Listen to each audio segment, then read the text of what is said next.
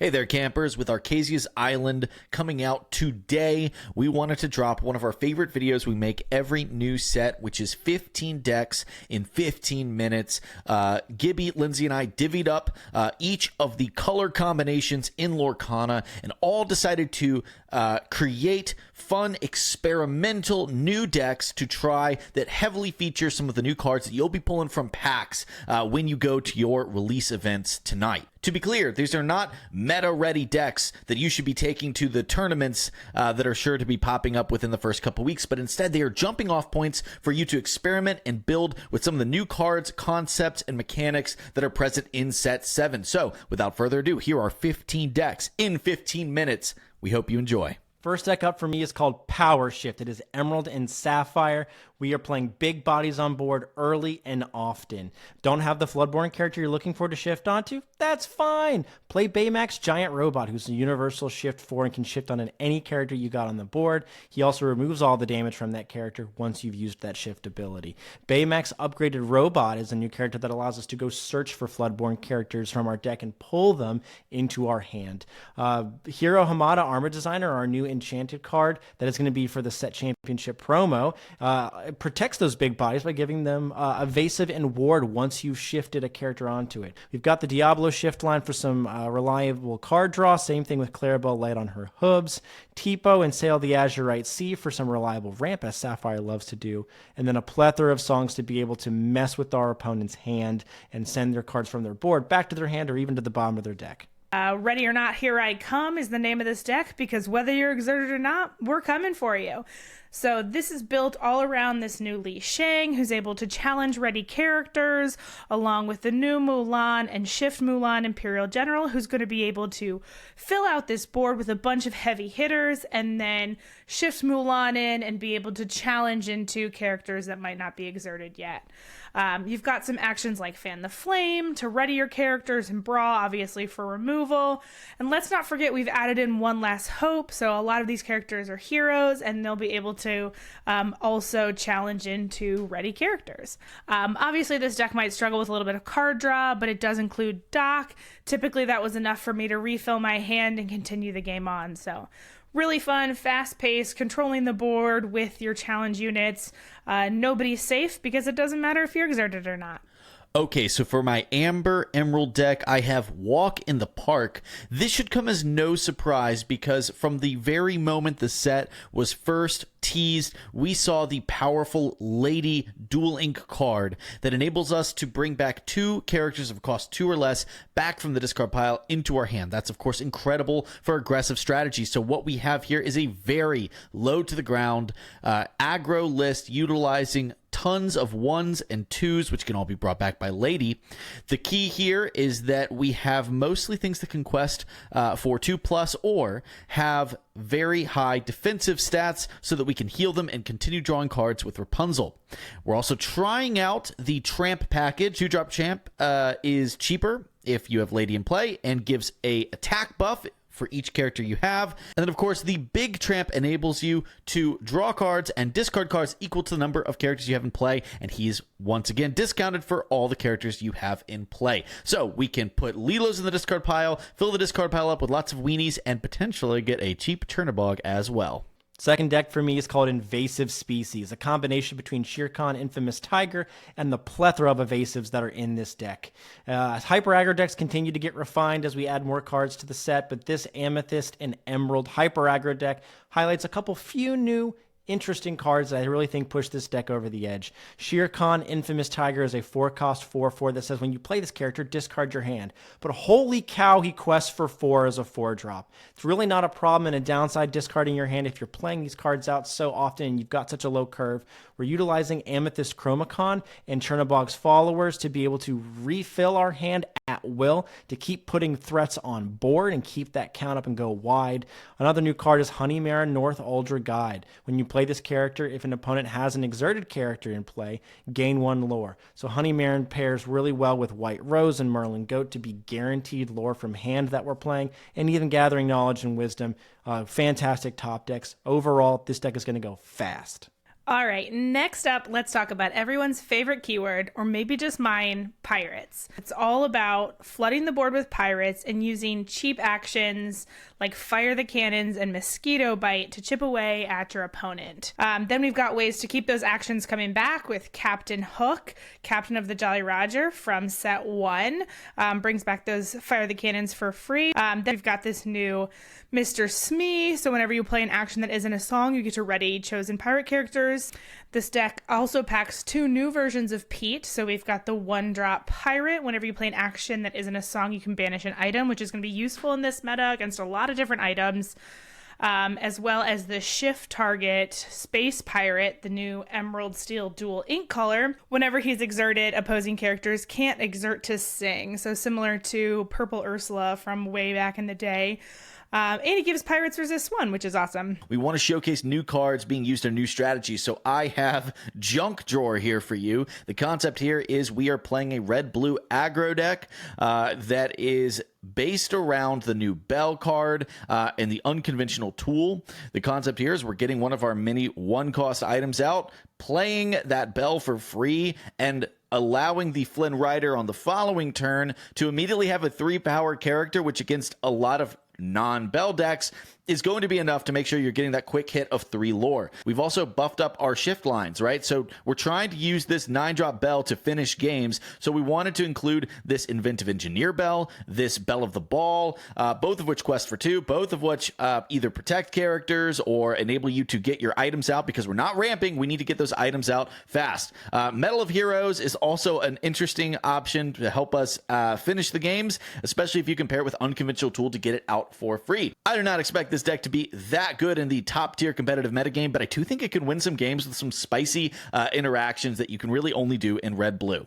Set 7, Checkered Flag Ambush. I couldn't help but want to revisit this deck. This was my favorite deck from set 6 that I tried to get going. And we got a couple new tools here.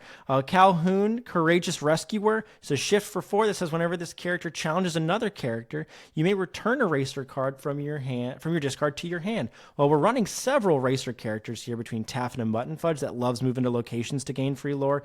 The new King Candy, Royal Racer. Whenever one of your other racer characters is banished, each opponent chooses and banishes one of their own characters too. So he can just sit on board and just be a threat that just removes a bunch of your characters. Vanellope von Schweetz, gaining you free lore and free cards if she's makes it on a location at the start of your turn. Running our old classic combos of the Sugar Rush Speedway, moving into the Sugar Rush finish line to be able to gain free lore and free cards. All right, let's talk about this Sapphire Amber puppy deck. If you've been asking yourself the past couple of sets when puppies are going to be good, now is your moment. This deck is all about flooding the board with puppies and then protecting them, adding some card draw with a little bit of pepper. So whenever one of your puppies is banished and it heads to the inkwell, you can ramp a little bit, and then you can pull back. With Pongo, you can look at your inkwell and pull those puppies back. You've also got Rapunzel for a little extra card draw. You've got Perdita, Devoted Mother, bringing those puppies back from the discard pile, or Pongo, Determined Father, pulling those characters off the top. Obviously, you can finish strong with Thunderbolt, who is a universal shift onto the puppy keyword. He's going to bodyguard and protect those puppies, so you can flood the board and quest your way with a pack of puppies to 20 lore. I gotta be honest, I'm incredibly excited about this relatively consistent meme dream of a deck. We've got Mick Mouse here. Mick Mouse. What is a Mick Mouse? Mick Mouse. The concept being the new Mickey Mouse Inspirational Warrior, setting him up in as many ways possible to challenge things, banish things, and give you big free characters like Goofy and John Silver. So the way we're doing that is either playing Mickey Mouse on 2, comboing it with something like Lose the Way or Last Ditch Effort. You've also got the Elsa Storm Chaser, which synergizes not just with the Mickey Mouse, but also with some of the other characters that do things when they challenge and banish. Now, granted, this is definitely an off-meta fun deck, but if they don't have the immediate answers to things like your Mickey Mouse and your Elsa, you can do a lot of really unfair things like bringing Goofy out on turn 3. So if you pull a bunch of these seemingly useless Mickey Mouse legendaries, I'm here to tell you it's not as useless as you think. Sapphire and Steel ally aggro. This is similar to the Amber and Steel aggro deck that Ian and I had so much success with last set, except it's got a little bit more of a different focus with allies. So most of our characters here are allies to work off of the new Maid Marian, Badminton Ace. If we can get Jasmine out and quest with her, we're going to gain a card for each ally character that we have in play. We're going to gain 1,000,000 cards. And then our new legendary Bagheera, Guardian Jaguar. During an opponent's turn, whenever this character is banished, deal 2 damage to each opposing character. So they're going to have to take the 4 from Bagheera. We're going to do 2 to everything. And then if we have Maid Marian out, we're going to do an additional 1 on top of that. So Bagheera is a fantastic protector. We are still running Doc and Happy, so we can still run the 7 Dwarves Mine for additional damage. And some of our really good high questing early drops like Lawrence and Smee that were so popular in Amber Steel of last set, we still got them in place. Is this your card? So this deck does what Blurple does best, but now you've mixed in a little bit of this fun with Merlin, Clever Clairvoyant, and Merlin's Cottage. Let's not forget we've also got Bruno Madrigal in here to gain some extra lore by looking at the top card of your deck, being able to name it. Merlin's Cottage is obviously going to have that card there for you. So, but basically you're trying to ramp up, get those Merlins on board, those bounce Merlins that we know and we love, and then you'll be able to shift onto them with, you guessed it, Merlin Intellectual Visionary, where you can use his deck search feature to bring out some of these toolbox cards like Elsa, Spirit of Winter, Rafiki, Hades, Mufasa, all of these big boys. I think this is a really fun deck. It gets to do all the fun things that Blurple does with a little bit of extra excitement looking for cards. Alrighty, so the deck that I've chosen for our Christmas color combination is Sleigh Bells. The idea here is to play heavily around the brand new Queen of Hearts dual ink card, the Unpredictable Bully. She is just that, a absolute bully to all of the cards that interplay both yours and your opponents. Everything that enters play is going to have a damage counter placed on them. This goes around resist, it goes around ward. It's fantastic for setting up the other Emerald cards that benefit off of things having damage on them. You are going to be able to draw a bunch of cards off of challenging into damaged characters or damaged characters challenging into you. You're going to be able to isolate those cards using things like Jasmine to exert damaged characters, Ed to deal 2 damage to damaged characters, and even Anna to fully execute any damaged character. This is a very synergistic deck filled with tons of cool interactions and lots of cards that rarely see play. I highly recommend you check it out. Next up, we have Emotional Damage. Emotional Damage! Which is a new deck for Ruby Amethyst that focus on all of the self-damage movement tricks. We got more of that focus here in this set 7. Mother Gothel Vane Sorceress. Whenever one of your characters challenges, you may move 1 damage counter from a chosen character to another opposing character. Well, that's really convenient if we've got cards like Mother Gothel Withered and Wicked, Mulan Injured Soldier, and Beast Wounded that already come in and have damage on them.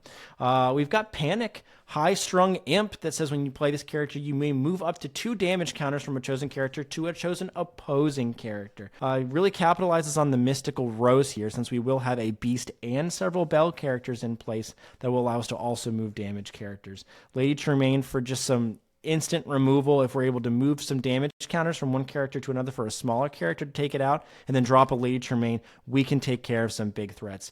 Gaston Pure Paragon, we have the ability to get him out early if we've got some threats that have a bunch of damage on them. He can maybe even come down for something as low as cost as 3 with Rush and 10 damage.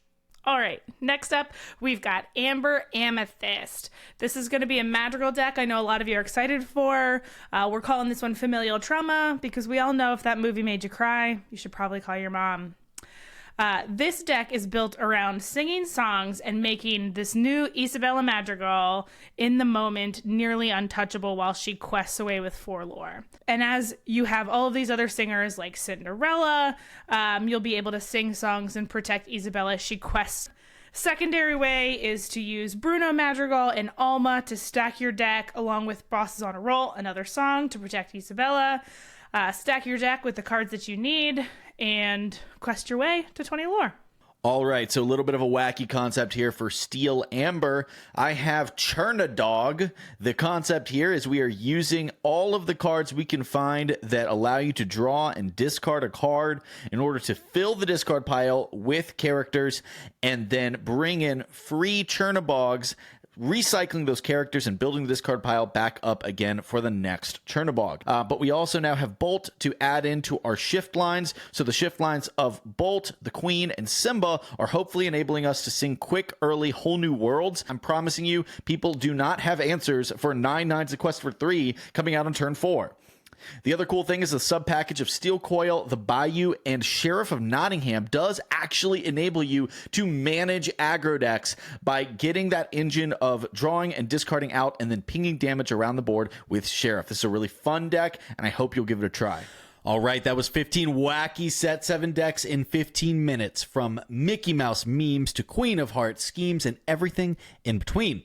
We really hope you enjoyed this video, and if you did, please leave us a like and consider subscribing to the channel if you want to see more Lorcana content like this. Best of luck with your pulls this weekend, and we'll catch you on the next one.